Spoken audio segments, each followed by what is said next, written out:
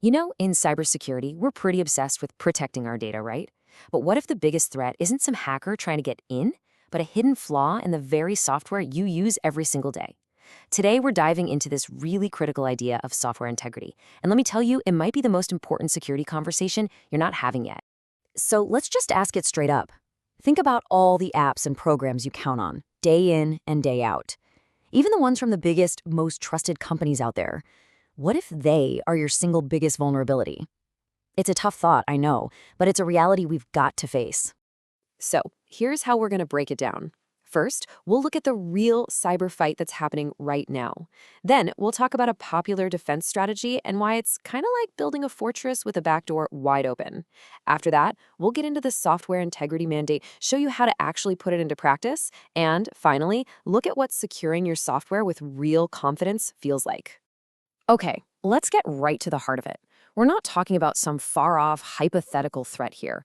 We're talking about very real vulnerabilities hiding in the software you use every day, which makes your business part of this massive and often pretty insecure software supply chain. And the consequences of ignoring this stuff, well, they're real, and they make big headlines. I mean, from a huge AWS outage to targeted cyber attacks on massive names like Marks and Spencer and Jaguar Land Rover, these incidents prove that nobody, and I mean nobody, is too big to be taken down by a software vulnerability. So, what's the response? How are businesses and even governments reacting to this?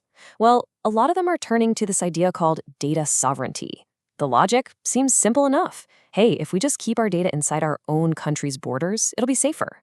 But as we're about to see, this is a seriously flawed fortress. And this isn't some fringe idea. Not at all. The scale of this movement is, well, it's staggering. Get this. More than half of all IT leaders in the UK are actively walking away from US cloud providers. The whole reason? To bring their data back home. And this is a global thing. In a really bold move, the Danish government is going so far as to phase out software from giants like Microsoft. It's a huge signal that this push to localize data and software is happening at the very highest levels. Which, of course, brings us to the million-dollar question. Is this massive shift, all this effort and money spent on bringing data home, is it actually making our digital world any safer? Or is it just a huge, expensive distraction from the real problem? And this right here is the absolute core of the issue. Let's look at them side by side. Data sovereignty is all about where your data is physically located. But that's totally useless if the software that's touching and processing that data is flawed. Software integrity, on the other hand, asks a much, much better question. Can we actually trust the code itself? It's about securing the tools, not just locking the door to the room they're in.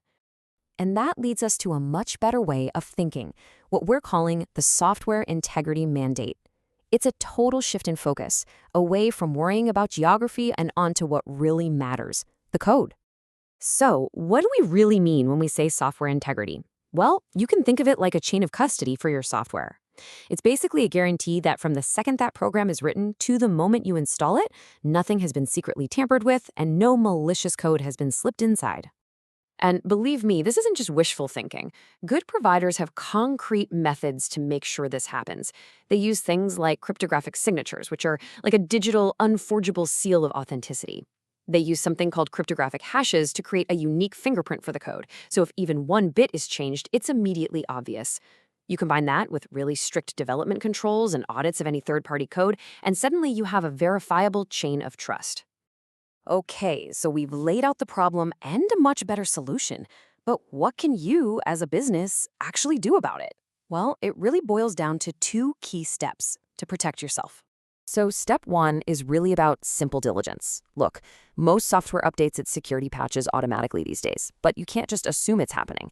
Make it a real habit to check that you have the absolute latest updates from your service providers.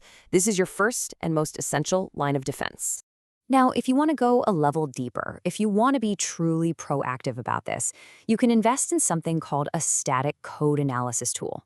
This is a way to automatically scan software code for vulnerabilities before you even run it. It's definitely a serious tool, typically for in-house dev teams and security pros, but it gives you a level of assurance that's pretty much unmatched. I know it sounds technical, but the process is actually pretty logical. First, the tool parses the code. It's basically creating a blueprint of how the whole thing is built. Then it analyzes that blueprint against this giant database of known security flaws and risky patterns. And finally, it reports what it found, pointing to the exact lines of code that need fixing. And usually, it even suggests how to fix them. And that brings us to the big payoff.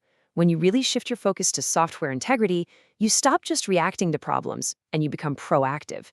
You start securing your organization with real, earned confidence.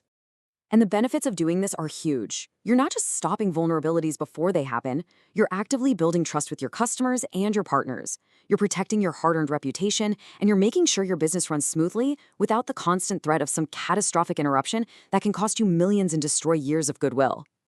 If you take one thing away from this, let it be this. Proactive prevention is an investment. It's a direct investment in the trust your customers have in you and in the long-term health of your company's reputation. So, we're left with one final critical question for you to think about. Your data might be local. You might feel like you've checked all the boxes. But is the software that touches every piece of that data actually trustworthy? Because in the end, that is the only question that truly matters.